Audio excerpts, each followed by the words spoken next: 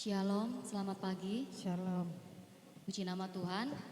Pagi hari ini kita sama-sama berkumpul di tempat ini. Ini semua berkat kemurahan Tuhan. Kita masih diberikan kesempatan untuk hadir, duduk diam di rumah Tuhan, untuk menikmati hadirat Tuhan, untuk menikmati berkat kasih dari Tuhan.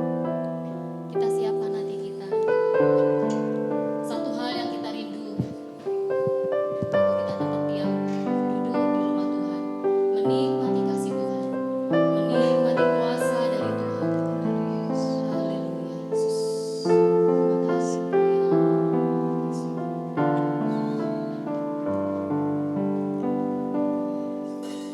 Satu hal yang ku rindu,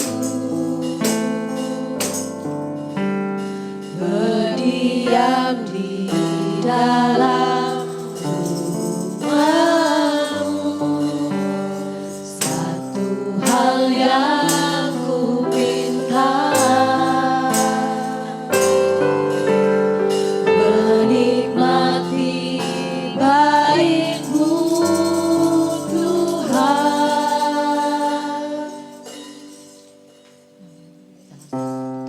Hal yang ku rindu, berdiam di dalam rumah-Mu. Satu hal yang ku minta, menikmati baik-Mu Tuhan.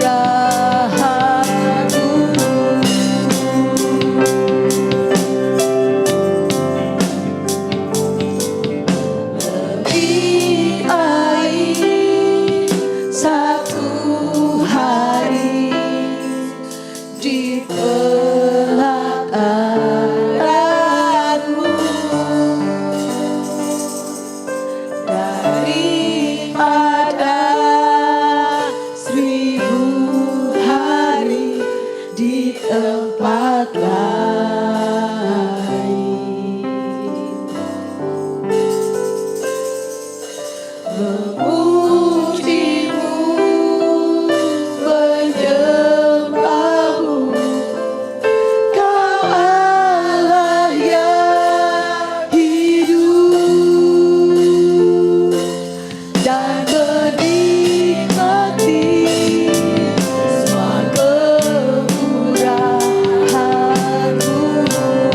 Lebih baik satu hari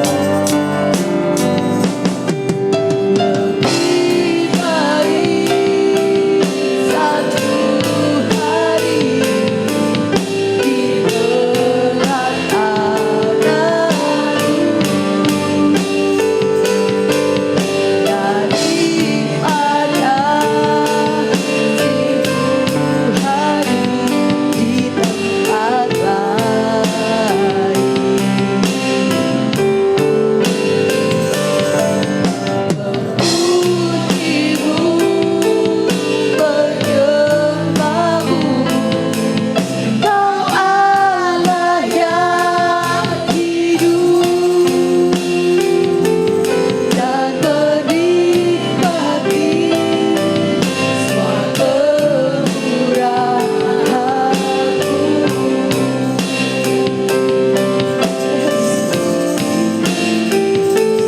Dan menikmati semua kemurahan-Mu.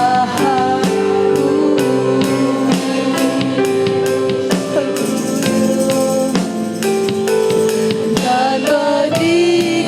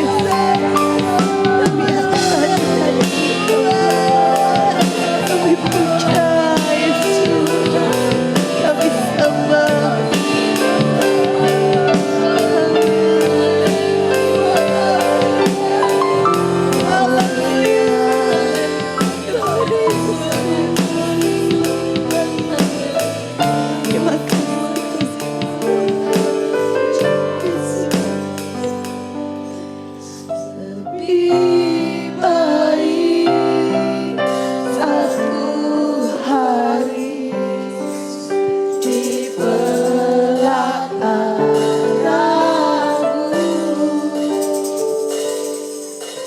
daripada 1000 hari di tempat lain.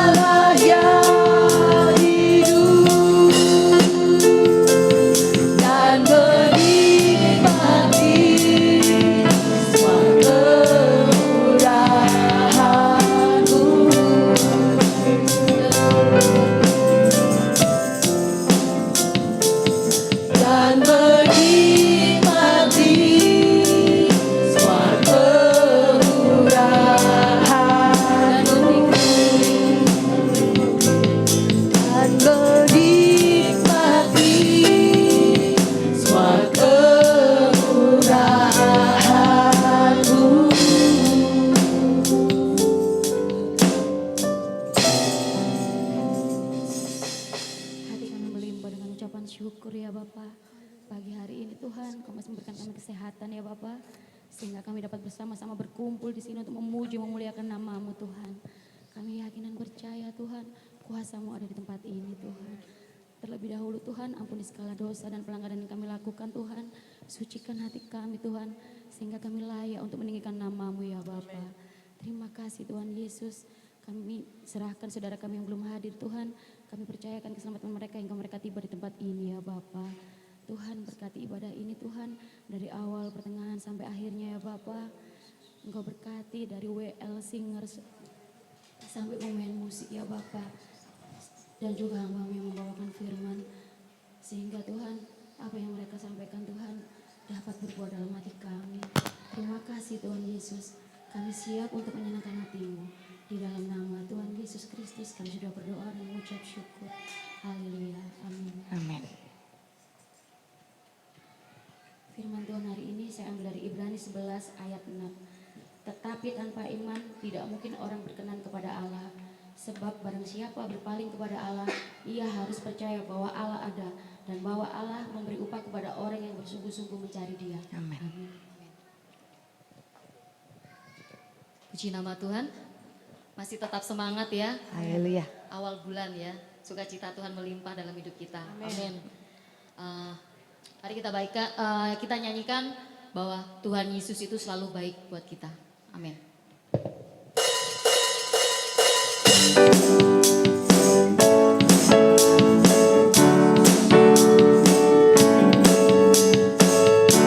Tiada berkesudahan kasih setiamu Tuhan, selalu baru rahmat-Mu bagiku. Hari berganti hari, tetap kulihat kasih-Mu, tak pernah berakhir di hidupku. Tuhan Yesus baik, sungguh amat baik, selama-lamanya. Tuhan Yesus baik, tiada berkesudahan kasih setiamu Tuhan, selalu baru rahmat-Mu bagiku. Hari berganti hari, tetap kulihat kasih-Mu, tak pernah berakhir di hidupku. Tuhan Yesus baik, amat baik, selama-lamanya. Tuhan Yesus baik, Tuhan Yesus baik, amat baik, untuk selama-lamanya. Tuhan Yesus baik, Tuhan Yesus baik, sungguh amat baik, untuk selama-lamanya. Tuhan Yesus baik, Tuhan Yesus baik, sungguh amat baik, untuk selama-lamanya. Tuhan Yesus baik, sampai selama-lamanya. Tuhan Yesus baik, sampai selama-lamanya. Tuhan Yesus baik. Haleluya. Silakan duduk kembali, Bapak Ibu. Di sini kita sama-sama percaya ya bahwa kita bersama Tuhan Yesus, segala perkara, segala masalah, apapun yang terjadi pada kita, Tuhan Yesus selalu ada buat kita. Amin.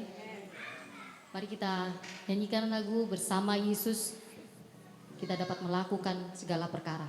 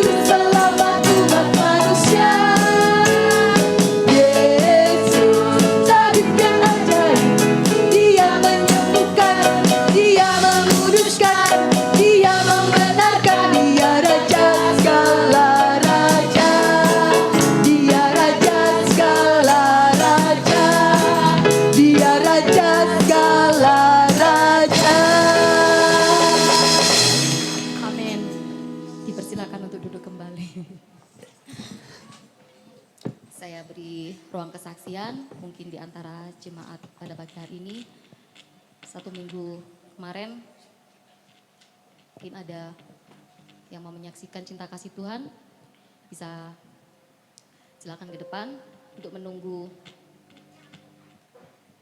kita lanjutkan lagu Siji Loro Telu.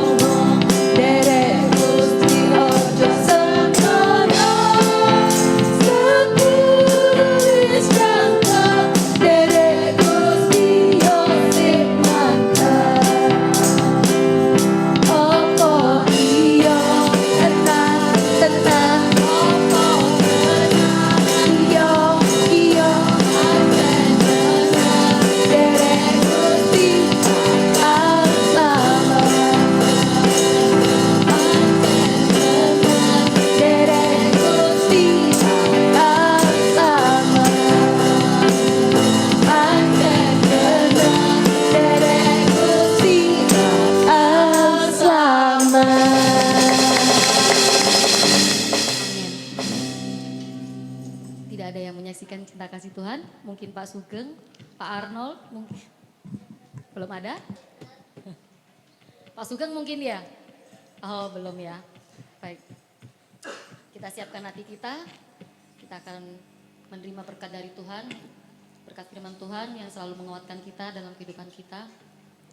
Setiap dalam kelemahan kita, kuasa Tuhan itu selalu memberikan kekuatan buat kita. Saya undang bagi berdiri. Bapak Ibu semuanya, kita siapkan hati kita. Kita masuk dalam virus.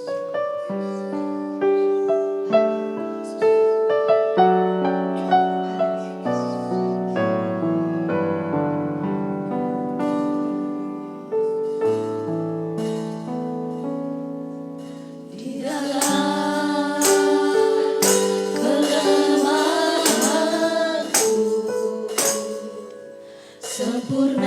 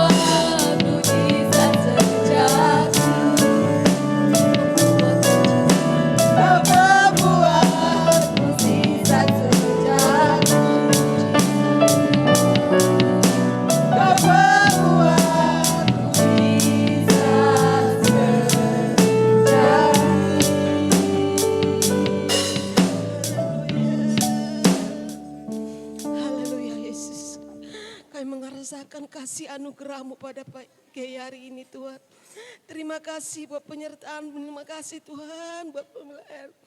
Kami mengucap syukur Tuhan, pengurapan-Mu, bahwa mujizat-Mu itu masih ada buat kami. Kami orang-orang yang percaya, berikan kami hati untuk beriman, percaya bahwa Yesus masih ada buat kami. Ada mujizat buat kami Tuhan. Terima kasih, setiap masalah persoalan kami serahkan ke dalam tangan-Mu. Bila Tuhan kami serahkan hamba-Mu yang bawakan firman-Mu. Firman-Mu ini yang mengurapi apa yang keluar dari bibir mulutnya Tuhan, membuat kami semakin bertumbuh, semakin beriman. Hanya Yesus satu-satunya Tuhan kami, Tuhan penolong, tak ada Allah yang lain. Segala kemuliaan pujian kami serahkan kepada. Terima kasih Tuhan, kami serahkan acara kami selanjutnya. Di dalam nama Tuhan Yesus mengucap syukur, haleluya, amin.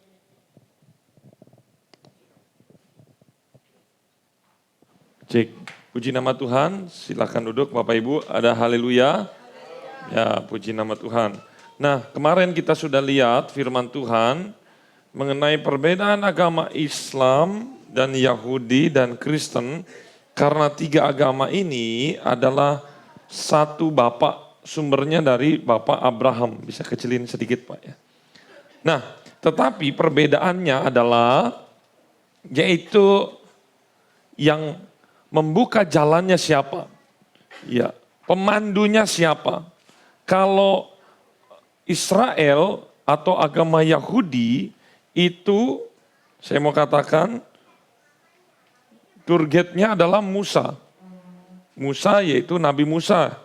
Jadi mereka wajib mengikuti hukum Musa yaitu hukum Taurat. Tetapi kalau Islam itu sama, mengikuti hukumnya juga di dalam Al-Quran. Ya, ini Nabi juga. Tetapi seringkali Kristus juga disamakan seperti Nabi. Tetapi dia membawa Injil. Jadi ada Taurat, ada Injil, ada Al-Quran. Seperti itu.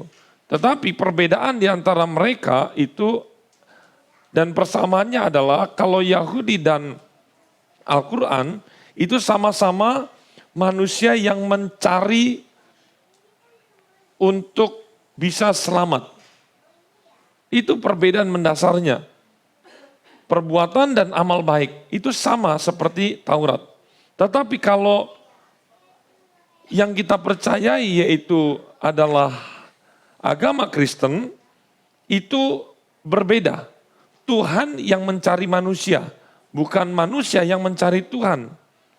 Di sini dikatakan, akulah jalan, kebenaran dan hidup, tidak ada seorang pun yang datang kalau tidak melalui aku. Yohanes 3 ayat 13.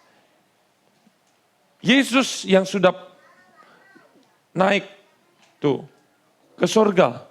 Selain daripada dia yang telah turun dari surga yaitu anak manusia.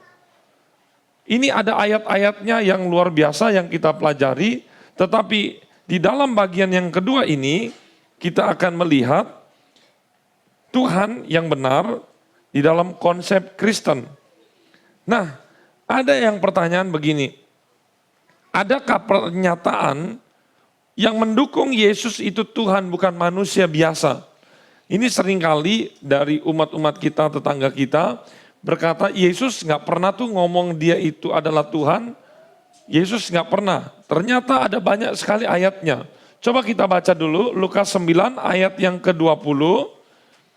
Kita baca Lukas 9 ayat yang ke-20, mari kita semua bangkit berdiri bersama-sama. Lukas 9 ayat yang ke-20.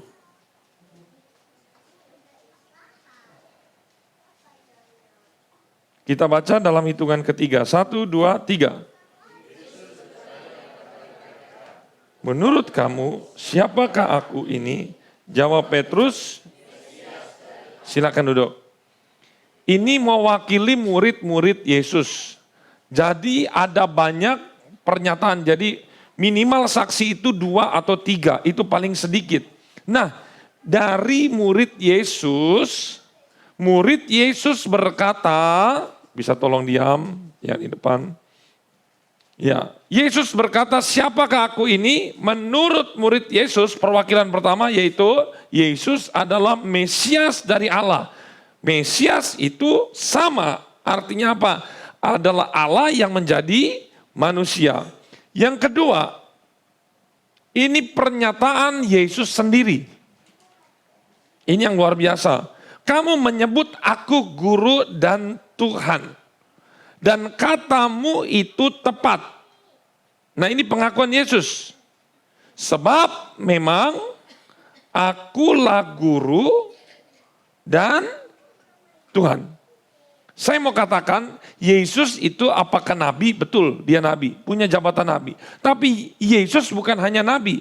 Yesus itu guru, Yesus itu rasul, dia itu punya semua jabatan-jabatan di dalam iman, keimaman. Nah, kalau kita lihat lagi, Yohanes 10 ayat 33. Jawab orang-orang Yahudi itu, bukan karena suatu pekerjaan baik. Ini pernyataan dari orang-orang lain, orang-orang yang tidak suka akan Yesus. Ya, kita lihat, bukan karena suatu pekerjaan baik maka kami mau melempari engkau, melainkan karena engkau menghujat Allah. Kenapa dikatakan menghujat Allah? Karena ini, sekalipun hanya seorang manusia saja, engkau menyamakan dirimu dengan Allah. Ini ayat-ayat ini sangat penting. Yesus menyamakan dirinya dengan Bapa. Karena memang Yesus berkata, aku dan Bapa adalah satu. Makanya Yesus mau dilempari batu. Bayangin kalau di antara kita ada yang berkata, saya adalah Tuhan, saya adalah Mesias. Itu sama aja kita sedang menghujat. Nah, Yesus secara terang-terangan itu menyatakan bahwa dia itu menyamakan posisinya dengan Allah. Nah, ini ayat-ayat ini menjadi ayat yang harus kita koleksi. Supaya apa? Supaya kita tahu ada banyak pernyataan Yesus. Yohanes 14 ayat 6 juga. Akulah jalan kebenaran dan hidup. Tidak ada seorang pun yang datang kepada Bapa kalau tidak melalui aku. Yohanes 14 ayat 7. Sekiranya kamu mengenal aku, pasti kamu juga mengenal Bapakku. Sekarang ini kamu mengenal dia dan kamu telah melihat dia. Ayat yang ke-8 kata Filipus kepadanya, Tuhan tunjukkanlah Bapa itu kepada kami. Itu sudah cukup bagi kami. Di ayat 9 kata Yesus kepadanya, telah sekian lama aku bersama-sama dengan kamu Filipus, namun engkau tidak mengenal aku. Barang siapa telah melihat aku, ia telah melihat. Tuh, bagaimana engkau berkata tunjukkanlah Bapa itu kepada kami? Tidak percayakah engkau bahwa aku di dalam Bapa dan Bapa di dalam aku? Apa yang aku katakan kepadamu, tidak aku katakan dari diriku sendiri, tetapi Bapa yang diam di dalam aku. Dialah yang melakukan pekerjaannya. Kenapa? Karena ayat 10 ini menyatakan Yesus adalah firman. Ingat, Yesus adalah firman yang keluar dalam diri Bapa. Ini semua ayat-ayat ini kita penting sekali. Bahkan ada perwakilan bukan dari orang Yahudi, bukan dari murid Yesus, tetapi ini perwakilan pernyataan dari roh-roh jahat atau setan-setan. Lihat di sini ada banyak ayatnya. Matius 8 ayat 29, dan mereka itu berteriak katanya, apa urusanmu dengan kami, hai anak Allah? Adakah engkau kemari untuk menyiksa kami?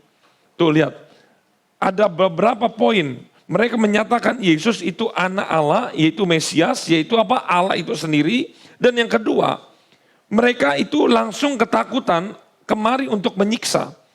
Ya karena memang Tuhan itu akan memberi waktu tertentu untuk supaya roh-roh jahat ini bebas, tetapi nanti ada waktunya mereka akan dihukum. Ini pengakuan setan-setan. Dan pengakuan dari kitab di luar Alkitab. Lihat ya, ini surat Maryam ayat 15, dan kesejahteraan bagi dirinya pada hari lahirnya. Lihat, ada lahir, hari wafat, dan hari dibangkitkan, hidup kembali. Jadi mereka juga percaya Isa itu lahir, wafat, Wafat itu apa? Mati, dibangkitkan kembali. Di ayat 20. Dia atau Maryam berkata, bagaimana mungkin aku mempunyai anak laki-laki? Padahal tidak pernah ada orang laki-laki yang menyentuhku dan aku bukan seorang pezina. Saya mau katakan begini, tidak ada seorang pun manusia yang lahir tanpa berhubungan antara laki-laki dan perempuan. Selain daripada Maria. Terus nanti mereka berkata, ada satu, Adam. Adam itu bukan dilahirkan, tetapi diciptakan pertama. Tapi seseorang gak mungkin akan lahir tanpa adanya pembuahan antara laki-laki dan perempuan. Ini gak mungkin. Satu-satunya di dunia dari zaman pertama sampai hari ini dan sampai selama-lamanya hanya satu orang. Yaitu Yesus Kristus. Di Alkitab mengakui enggak Yesus itu lahir dari perawan Maria tanpa berhubungan dengan Yusuf? Mengakui? Mengakui. Dan di kitab ini juga diakui bahwa Yesus itu tidak bercampur dengan laki-laki dalam proses kelahirannya. Kita harus kritis di sini. Kenapa ada seorang yang katanya nabi, tapi lahirnya itu unik? Kalau misalnya dia itu hanya lahir begitu aja, lihat tetangga kita kan, saudara kita punya berapa nabi? 25. Dari 25 nabi, cuman satu-satunya lahir dari tanpa proses pembuahan. Itu cuma satu, Yesus, Isa. Bahkan nabi terakhir yang mereka agung-agungkan, itu pun proses lahirnya sama seperti manusia lain. Kalau begitu Bapak Ibu harus kritis dan harus dipertanyakan, buat apa sih sampai Allah sebegitunya menjadikan seorang manusia lahir tanpa ada benih laki-laki? Iya kan, masa Tuhan, misal, kalau Yesus hanya nabi biasa, apa bedanya dia dengan Nuh, apa bedanya dia dengan Musa, dengan Muhammad dan lain-lain? Apa bedanya? Kalau cuman dia nabi, dan kemudian dia memberitakan, kemudian dia mati, udah selesai. Lah, semua juga nabi memberitakan. Apa bedanya? Kenapa Isa Al-Masih itu diberikan sesuatu yang khusus, yaitu tanpa proses campur tangan antara pria dan wanita? Dan setelah saya selidiki, jawaban yang paling akurat adalah ini. Karena Isa Al-Masih itu dilahirkan punya tujuan khusus. Karena memang dia dilahirkan harus dalam posisi kudus. Ini, suci. Yesus atau Isa Al-Masih ini adalah kudus, suci. Satu-satunya nabi yang suci dan kudus adalah dia. Lahir benar-benar kudus. Nah pertanyaan, kalau misalnya dia lahir kudus, buat apa efeknya untuk umat manusia? Harus kan dipertanyakan ini. Inilah yang kita sebut proses kelahiran Yesus ini untuk proses penebusan. Karena semua manusia itu sudah jatuh dalam dosa. Bibit-bibit dosa sudah ada. Makanya cuman satu-satunya yang mereka katakan nabi, ini yang lahir kudus. Dan cuman satu-satunya yang mereka katakan nabi, tapi yang datang turun lagi ke dunia untuk menghakimi. Cuman satu. Kenapa bukan nabi mereka yang terakhir?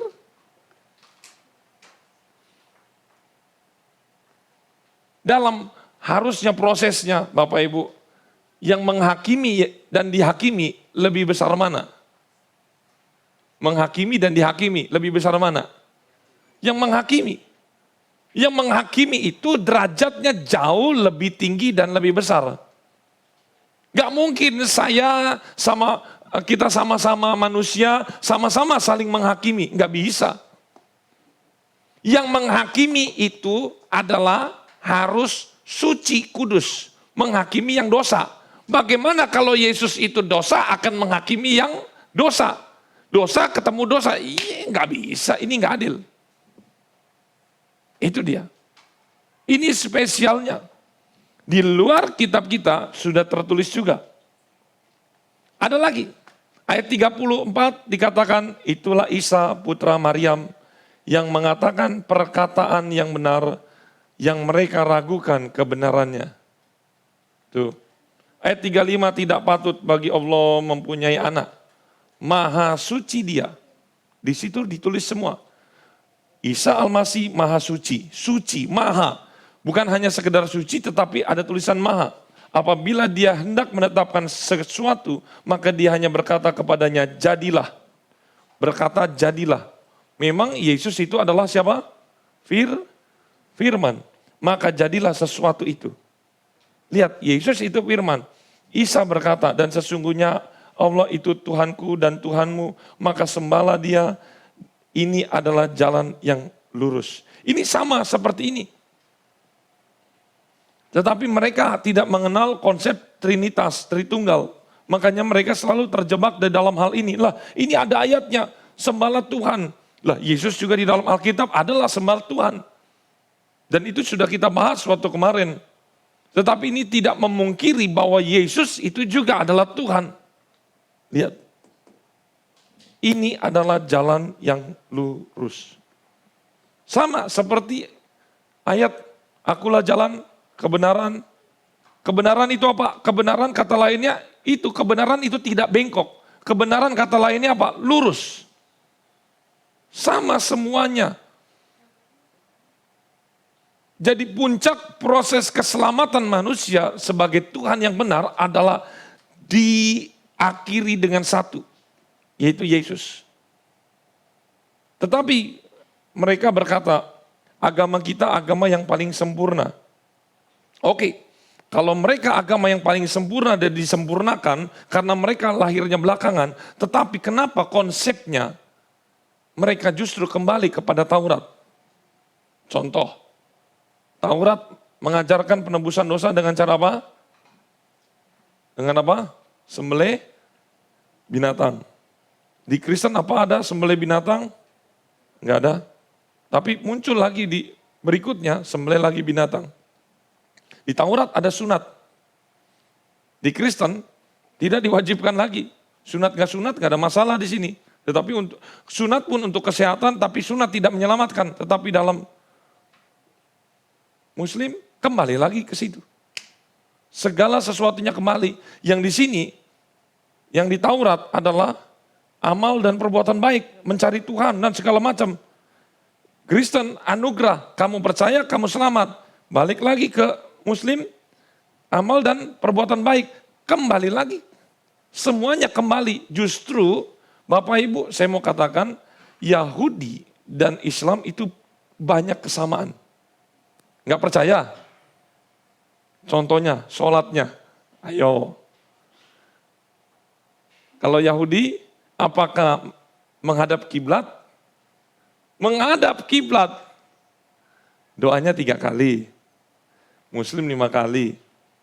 Sama-sama menghadap. Jadi gini, sebelum Mekah ada, Yahudi itu sudah berdoa dari seluruh penjuru dunia menghadap bait suci. Jadi dari Mesir, dari Libanon, itu mereka menghadap kiblat. Nah Kristen ketika berdoa di mana-mana aja Tuhan ada. Karena firman Tuhan, tubuhmu adalah bait Allah. Jadi dimanapun kita ada, di situ Tuhan ada. Tidak usah menghadap kiblat lagi. Seperti seorang Yahudi. Tetapi ketika masuk di dalam agama Islam, kembali lagi menghadap lagi kiblat. Jadi yang sudah maju, ini mundur. Sudah maju, ini mundur. Sudah maju, ini mundur. Selalu polanya begitu. Makanya kalau yang dicocokkan, saya berpikir mana yang lebih dekat, Yahudi ke Kristen atau Yahudi ke Islam? Yahudi ke Islam. Jauh lebih mirip, sangat mirip. Makanya saking miripnya berantem terus. Ya kan? Coba Bapak Ibu lihat. Karena terlalu dekat kemiripannya, berantem terus. Mempersembahkan korban masih ada. Cara proses keselamatannya sama.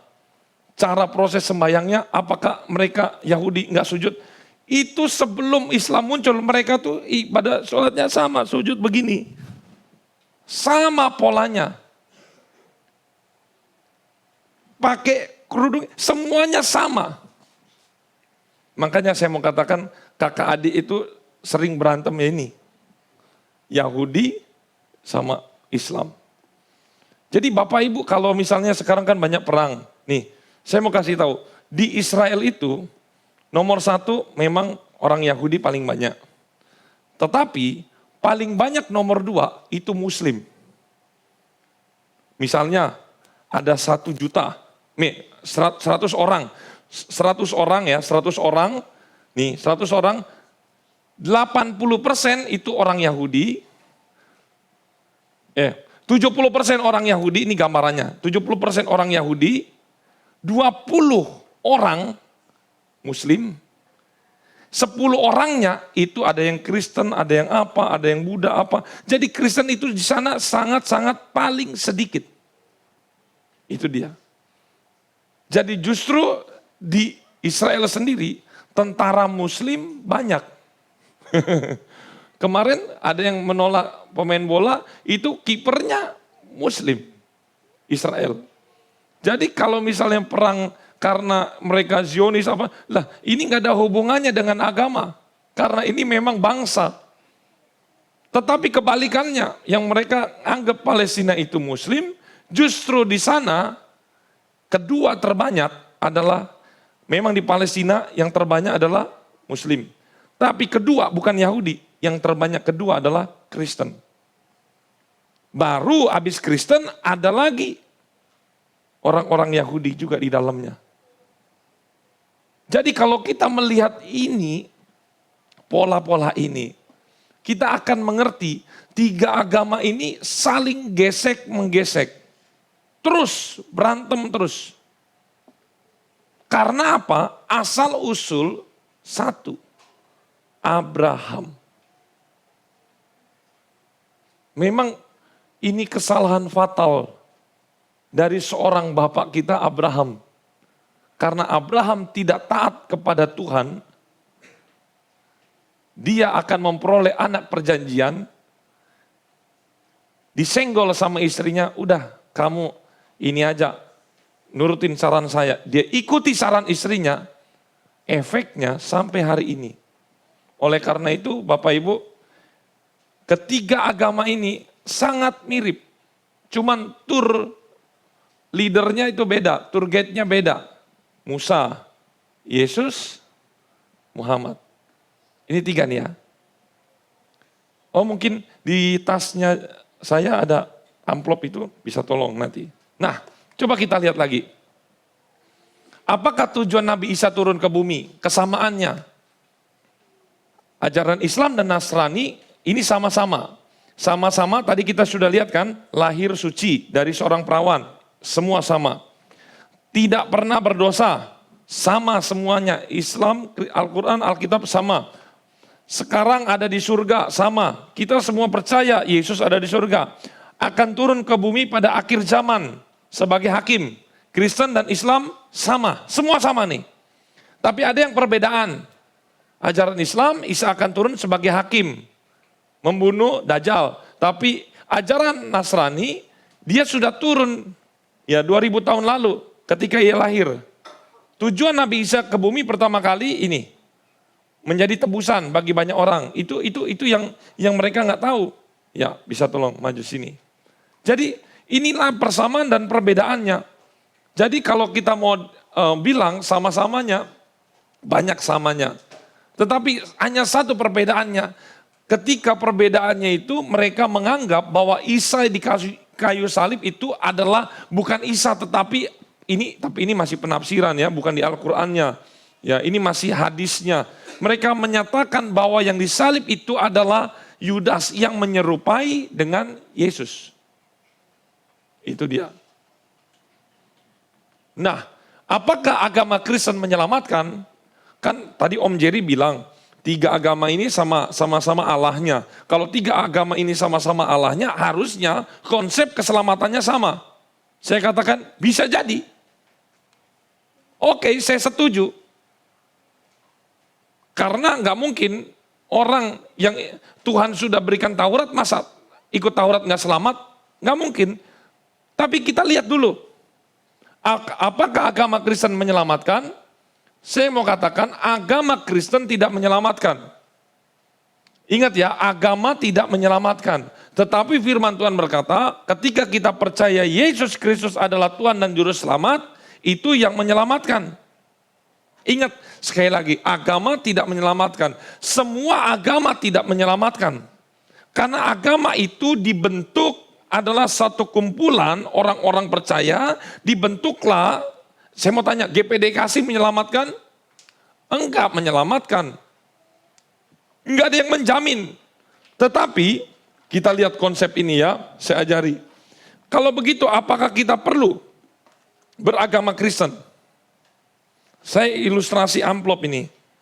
Lihat Bapak Ibu ya, ini di amplop ini ada Islam, ada Buddha, ada Islam, ada Buddha, ada Hindu, ada Kristen. Ini mewakili agama, ada 4 agama. Kalau apakah Kristen menyelamatkan? Tidak. Oke, kalau tidak, berarti yang lain semua agama semua menyelamatkan. Tidak ada agama yang menyelamatkan, hanya Yesus. Oke, kalau begitu kita buka dulu. Misalnya Buddha, ini Buddha. Kita lihat, di dalam Buddha ada enggak isi Yesus? Oh enggak ada. Adanya Siddhartha Gautama. Ini ajaran. Kita cari nama Yesus, ada enggak? Oh enggak ada. Berarti kalau enggak ada, kita masuk agama Buddha, karena tidak ada Yesus di dalamnya, apakah bisa jadi petunjuk jalan? Enggak bisa. Karena enggak ada Yesus. Agama Buddha tidak menyelamatkan. Agama tidak menyelamatkan. Hindu, kita lihat. Kita buka. Ternyata di dalamnya nggak ada Yesus juga. Hanya Sang Yang Widi. Sang Yang Widi. Kita cari di kitab mereka. Wah bolak-balik. Nggak ketemu-ketemu nama Yesus.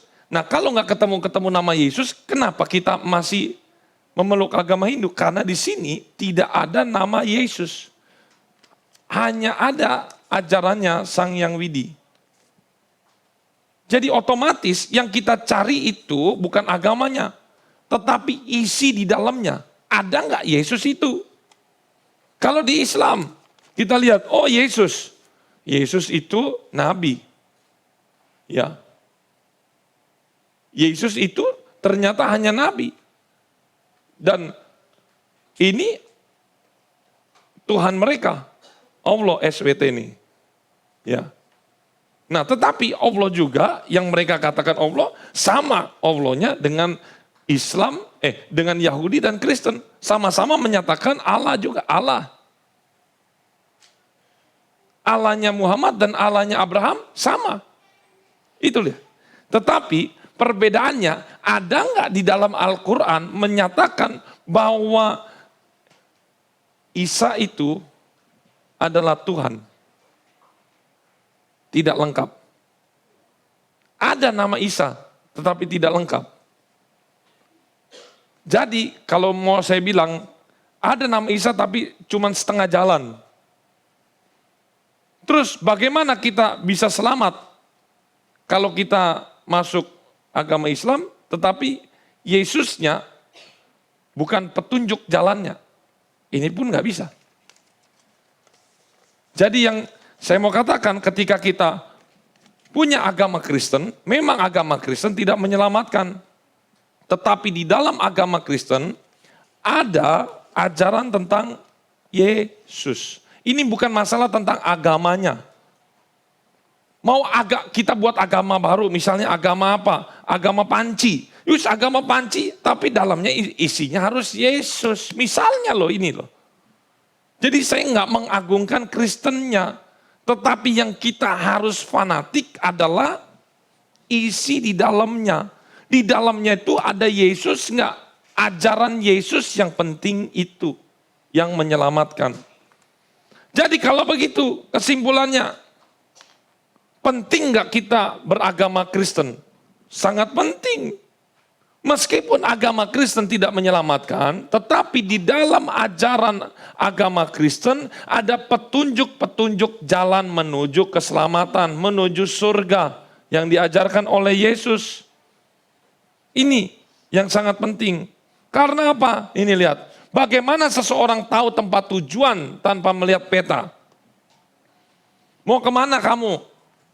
Mau ke Solo, tapi petanya nggak ada.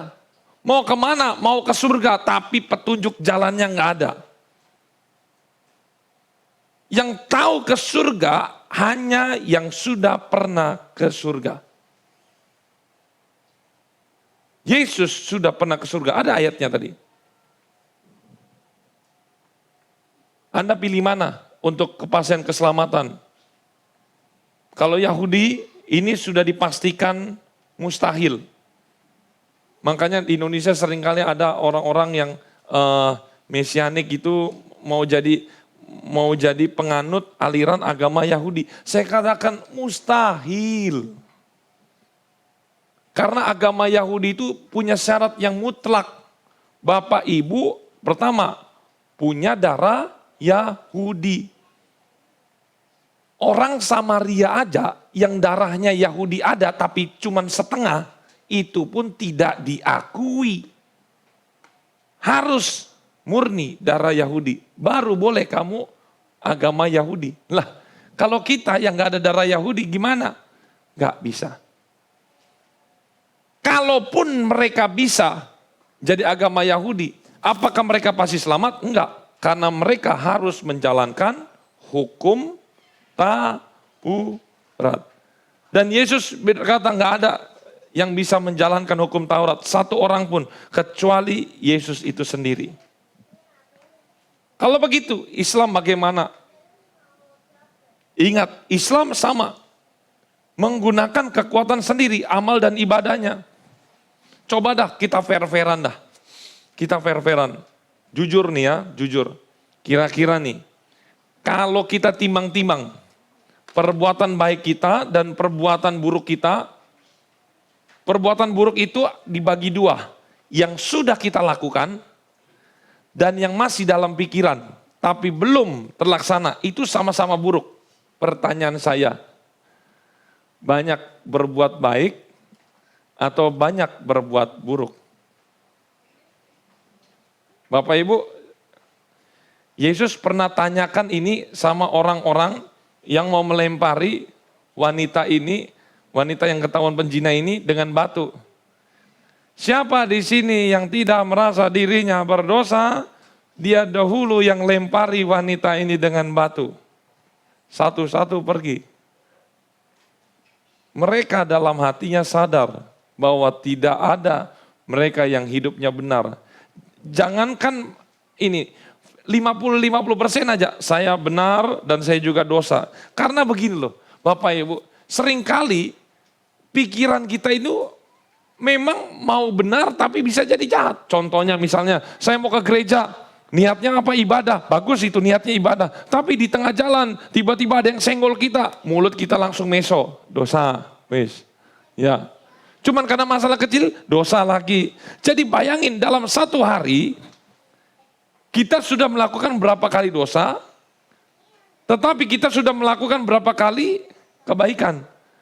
Dosa itu, anggap misalnya nih, sama kan, kalau dosa mencuri, dosa membunuh, itu kan beda-beda hukumannya. Sama juga dengan kebaikan, ngasih 1.000 dengan ngasih 10.000, berbuat senyum, sama apa, diem, disenggol, nggak marah, itu ada tingkatannya. Kalau dihitung-hitung ini ditimbang, baik ditimbang, jahat ditimbang. Kira-kira Bapak Ibu sendiri bisa berkata bagaimana hasilnya? Kalau saya, jujur, saya akan berkata jauh lebih banyak jahatnya daripada baik. Itu udah pasti. Kira-kira Bapak Ibu ada di sini yang menyatakan, oh saya lebih banyak baiknya. Ada di sini yang menyatakan lebih banyak baiknya. Tahu nggak, dosa yang paling banyak itu bukan dosa perbuatan, tetapi dosa yang masih di dalam pikiran. Baru masuk gereja, lihat ibu itu, mikirnya itu udah begitu, udah dosa lagi. Jadi sangat sulit manusia untuk hidup benar jauh lebih banyak daripada dosa. Ini udah sulit. Tetapi saya mau katakan, ketika kita percaya Yesus, cuman satu, ketika kamu percaya, kamu diselamatkan. Tapi Om, bukankah ini konsep ini nggak berhenti sampai sini? Betul. Ingat, kita melakukan perbuatan baik bukan untuk diselamatkan, tetapi untuk ucapan syukur. Beda loh ya. Saya sudah diselamatkan, oleh karena itu saya mau berbuat baik. Tetapi yang 1 dan 2, mereka ini berbuat baik untuk diselamatkan. Tapi kalau Bapak Ibu punya pikiran, kalau ada yang susah, ngapain yang gampang? Ya wis terserah. Hari ini kita akan belajar yang terakhir, yaitu mempertanyakan apakah Allah itu ada banyak atau enggak. Coba kita semua buka di dalam 1 Korintus 8 ayat 4. Hanya beberapa lagi. Ya. Kita lihat dulu 1 Korintus 8 ayat 4.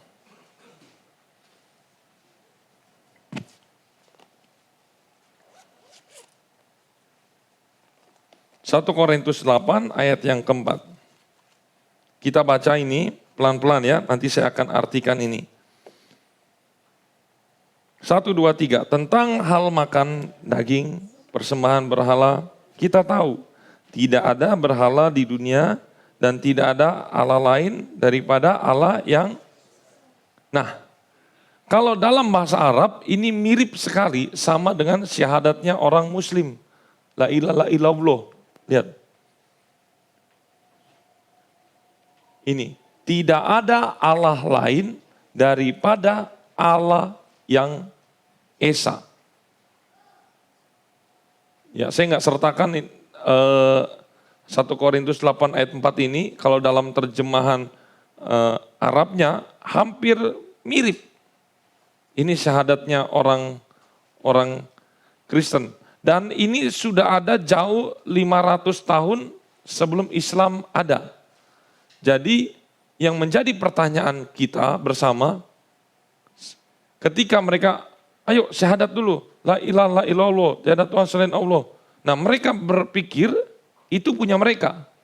Tapi ternyata 500 atau 600 jauh sebelum itu, kata itu sudah muncul dalam Alkitab versi bahasa Arab. Ingat 500 tahun loh bedanya. Air mineral yang pertama di Indonesia siapa? Aqua. Tapi klub bilang, saya loh ini yang pertama. Bisa nggak ngomong begitu? Nggak bisa. Aqua yang pertama, klub yang mengklaim saya yang paling nomor 1, nggak bisa. Ini sama nih. Kata ini sudah ada 500 tahun. Habis itu baru Muslim muncul, baru mempunyai yang sama. La ilaha illallah ini. Jadi menurut kita, Alkitab juga ada syahadatnya itu. Kita percaya Allah kita Allah yang Esa. Esa itu berapa? 1. Nah, saya akan bahas ini. Alkitab berkata tidak ada berhala. Berhala dalam bahasa aslinya eidolon, yaitu dewa-dewa. Nah, Alkitab mau beritahu bahwa tidak ada dewa-dewa lain. Maksudnya apa? Ini, tidak ada dewa ataupun Allah lain selain YHWH. Jadi Allah itu Esa, satu-satu, cuman satu. Enggak ada yang lain. Sebagai pencipta langit dan bumi beserta isinya.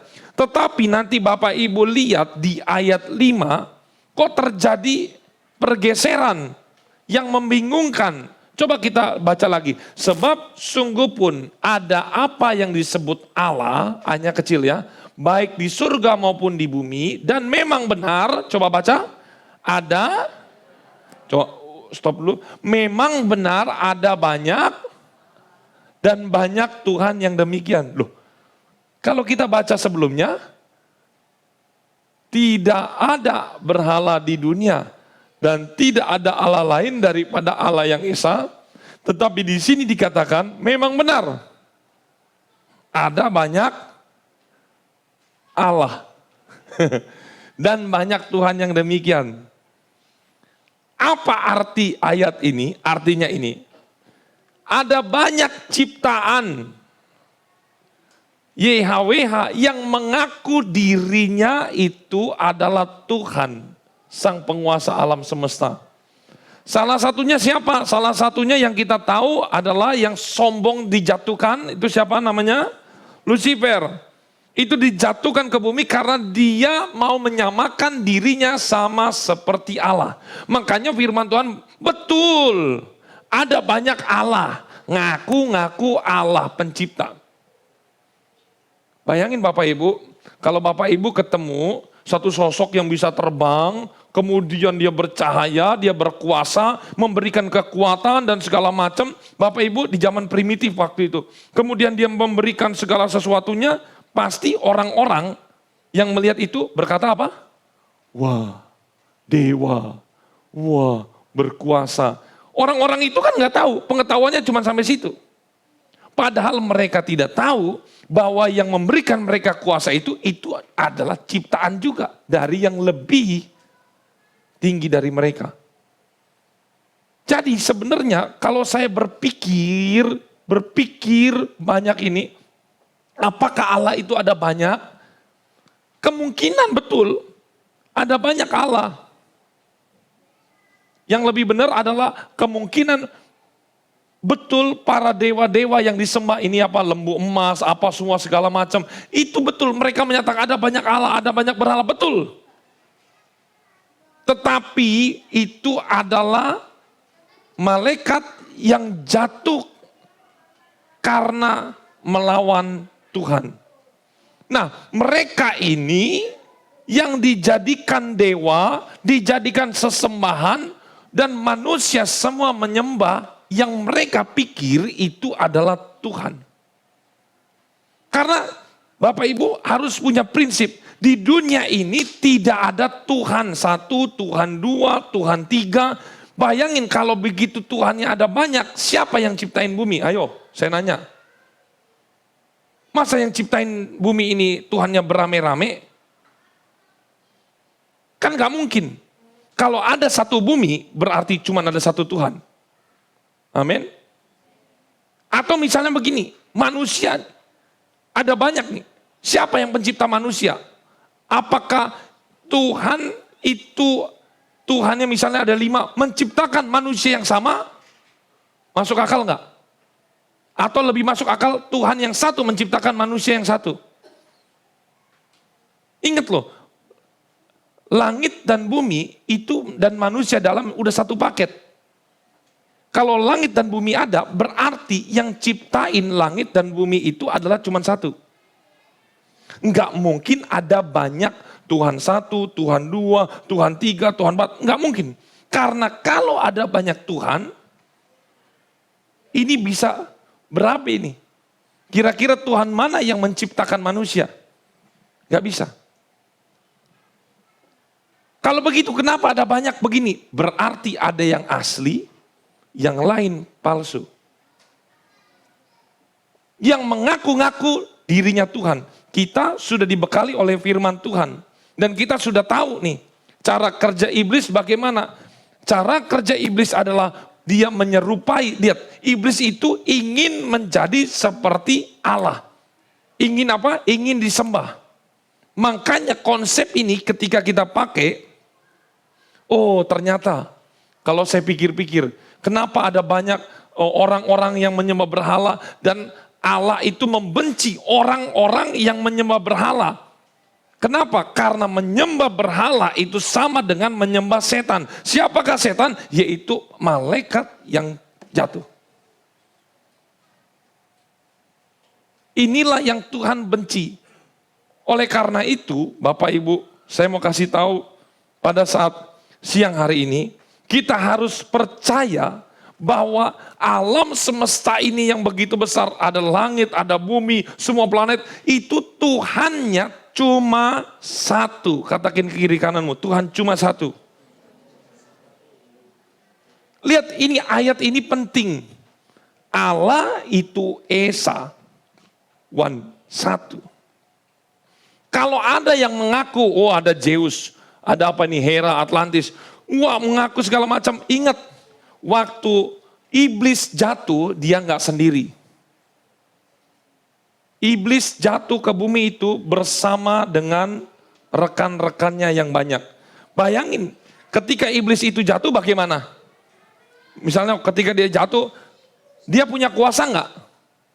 Punya nggak? Iblis punya kuasa? Punya. Dia punya seperangkat kekuasaan yang bisa memanipulasi manusia. Ingat, iblis bisa menyamar seperti malaikat. Sembah saya. Kalau kamu sembah saya akan beri kamu kekuatan. Lihat, orang-orang yang cari ilmu, misalnya ke Gunung Kawi, dia mengikat hatinya, perjanjian dengan iblis. Mau kaya, mau kuat, ikat perjanjian. Tetapi apa akibatnya? Harus ada korban, tumbalnya. Tuh lihat, mereka sama-sama diberikan kuasa, ada kuasa. Karena ini konsepnya dari Allah sendiri. Ini harus hati-hati Bapak Ibu. Jadi betul, saya setuju.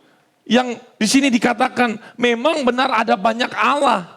Ngaku-ngaku dirinya Allah, tetapi mereka adalah lebih tepatnya malaikat yang sudah dijatuhkan oleh Tuhan. Ini kalau bagi penghuni sorga, ini adalah sampah masyarakat ini. Ini udah penjahat, sudah dibuang dari surga, tetapi di bumi manusia menyembah mereka semua. Ini. Oleh karena itu, sebagai ayat terakhir, kita baca 1 Korintus 8 ayat yang ke-6. Kita baca 1, 2, 3. Namun bagi kita hanya ada satu Allah saja, yaitu Bapa. Bapa dalam bahasa aslinya YHWH ini loh. Yang daripadanya berasal segala sesuatu. Tuh. Sesuatu itu apa? Semuanya, langit, bumi, semuanya itu berasal dari YHWH ini. Ya. Dan yang untuk dia kita hidup. Dan satu Tuhan saja, yaitu Kristus Yesus, yang olehnya segala sesuatu telah dijadikan. Ingat, Yesus Kristus nama lainnya adalah Firman. Tuh. Dan yang karena dia kita hidup. Jadi kita sudah mengkerucut dan sudah hasilnya final pada siang hari ini. Bahwa ada banyak agama, betul. Sama-sama menyembah Tuhan, betul.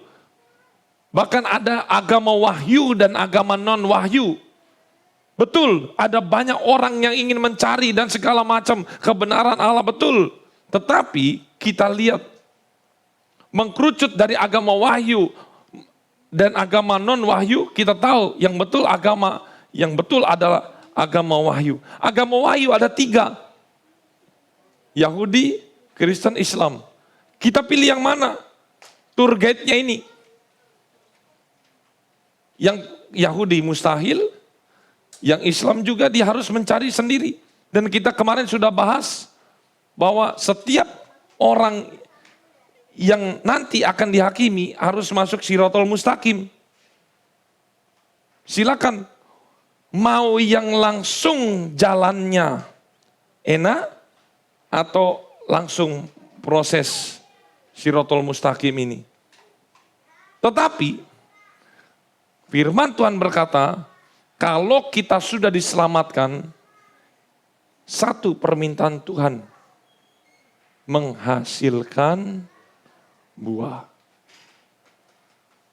Ingat, kita itu sudah diselamatkan. Siapa yang percaya kita semua di sini sudah diselamatkan? Angkat tangan. Kita sudah diselamatkan. Nah, kalau kita sudah diselamatkan, tahu dirilah, ucapin terima kasihlah. Kita sudah diselamatkan, berarti saya harus menghasilkan buah. Karena itu satu-satunya cara sebagai ucapan terima kasih kita kepada Tuhan. Mari kita masuk di dalam doa dan masuk dalam perjamuan yang kudus. Kita akan nyanyikan pujian yang terakhir tadi. Di dalam kelemahan.